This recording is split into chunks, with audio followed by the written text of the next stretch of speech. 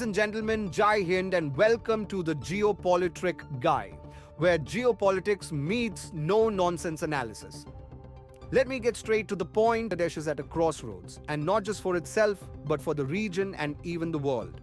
Today, we're diving deep into the volatile politics of Bangladesh, Yunus's controversial regime, and the ominous signals coming from Dhaka. To truly understand the stakes, we must revisit the monumental role India played in Bangladesh's birth as an independent nation, a contribution marked by unparalleled sacrifice and moral courage. In 1971, during Bangladesh's liberation war, the Pakistani military committed one of the most heinous genocides in modern history.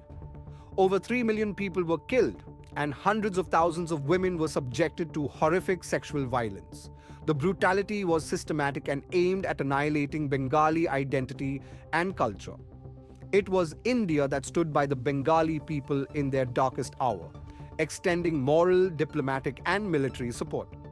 India not only opened its borders to millions of refugees fleeing the violence, but also played a decisive role in liberating Bangladesh. The Indian Armed Forces, under the leadership of then Prime Minister Indira Gandhi, waged a swift and decisive war against Pakistan in December 1971. In just 13 days, Pakistan's forces surrendered, and Bangladesh emerged as a free nation. This historic intervention, however, came at a heavy price. Over 3,800 Indian soldiers laid down their lives in the conflict, and thousands were injured. Coming back monsoon revolution that toppled Hasina's 15-year rule in August 2024. It was hailed as a triumph of people power. But the aftermath has been anything but celebratory. Governance has unraveled, law and order are in disarray, and economic turmoil has deepened. Amid this chaos, religious extremism is on the rise, with minorities, particularly Hindus, bearing the brunt of violence. Hindu homes, temples, and businesses have been targeted, and vigilante mobs now dictate terms in areas once ruled with an iron fist by Hasina. India's sacrifice laid the foundation for the deep ties that should exist between the two nations. However, today, these ties are strained by the chaos in Bangladesh, fueled by rising extremism and a leadership vacuum.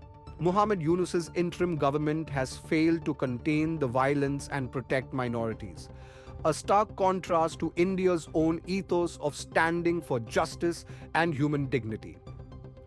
Let me be blunt. Bangladesh's political landscape is no longer just about Dhaka, it's a stage for global power struggles.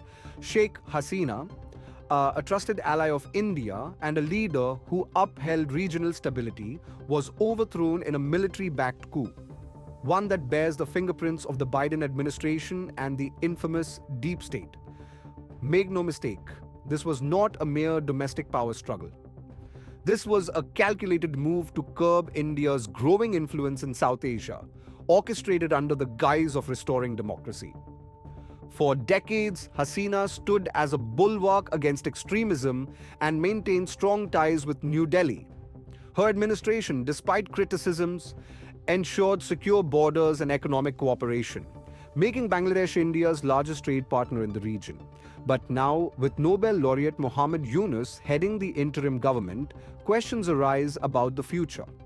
Yunus, often critical of India, has pledged elections, but his leadership already hints at shifting dynamics that could strain ties with New Delhi. Hasina's ousting created a power vacuum, allowing marginalized political factions and extremist groups to assert themselves. Vigilante violence has surged, with over 49 lynchings reported since August. Meanwhile, demoralized law enforcement, battered by public anger and attacks on police stations, struggles to maintain order. The recent arrest of Hindu monk Chinmoy Krishnadas ignited sectarian violence that left a Muslim lawyer dead and sparked anti-Bangladesh protests in India. Hindu communities in Bangladesh, who largely supported Hasina's Awami League, now face relentless attacks. Thousands of homes, businesses, and temples have been destroyed. These incidents highlight the interim government's failure to ensure minorities' safety. worsening an already fraught relationship with India. Yunus's government has tried to downplay these incidents, attributing them to political motives rather than religious hostility. However, this explanation does little to quell the fears of minorities or restore their trust. Adding to the complexity, Bangladesh has been accepting Pakistani citizens without proper visa checks, raising serious security concerns for India. This lack of oversight creates a potential pipeline for extremists, turning Bangladesh into a breeding ground for terrorism, a direct threat to India's borders. Economically, Bangladesh teeters on the edge of collapse. Years of corruption under Hasina, coupled with the current interim government's inexperience, have left the nation grappling with skyrocketing debt, labor unrest, and inflation. The garment sector, a key export driver, is faltering, and widespread protests have paralyzed industries. With the interim leadership struggling to find its footing, the economic crisis seems poised to deepen, further destabilizing the region. For India, this chaos is not a distant concern. It's a looming crisis. Bangladesh's instability has direct implications for India's security, particularly with the possibility of terrorist elements using its territory as a launchpad. This threat, coupled with Dhaka's failure to protect its minorities and its increasingly strained relations with New Delhi, puts the two nations on a collision course.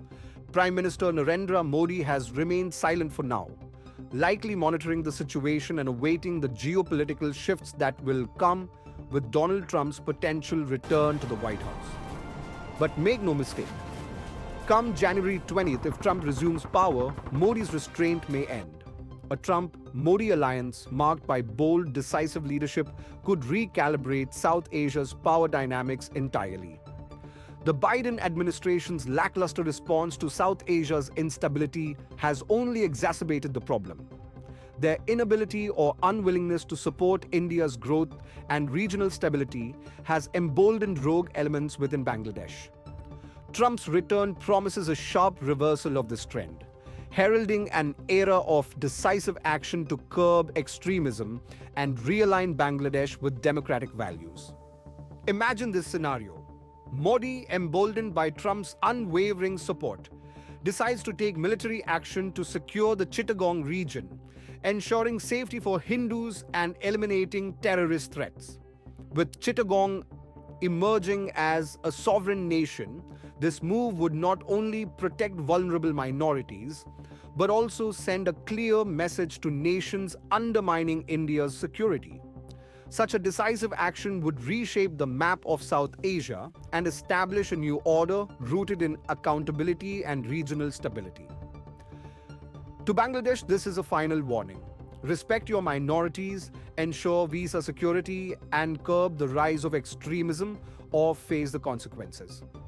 India is no longer a passive observer. Under Modi's leadership, backed by Trump's audacity and any attempt to destabilize the region or harm India's interests will be met with swift and resolute action. To my fellow Indians, the stakes have never been higher. It is our duty to stand firm, protect our sovereignty, and secure our future. The challenges of today are shaping the South Asia of tomorrow, and it is up to us to ensure that justice, security, and prosperity prevail. Together, with strong leadership and an unwavering resolve, we can build a brighter, more united region. Jai Hind, decisive action is near. Let us be ready to make history.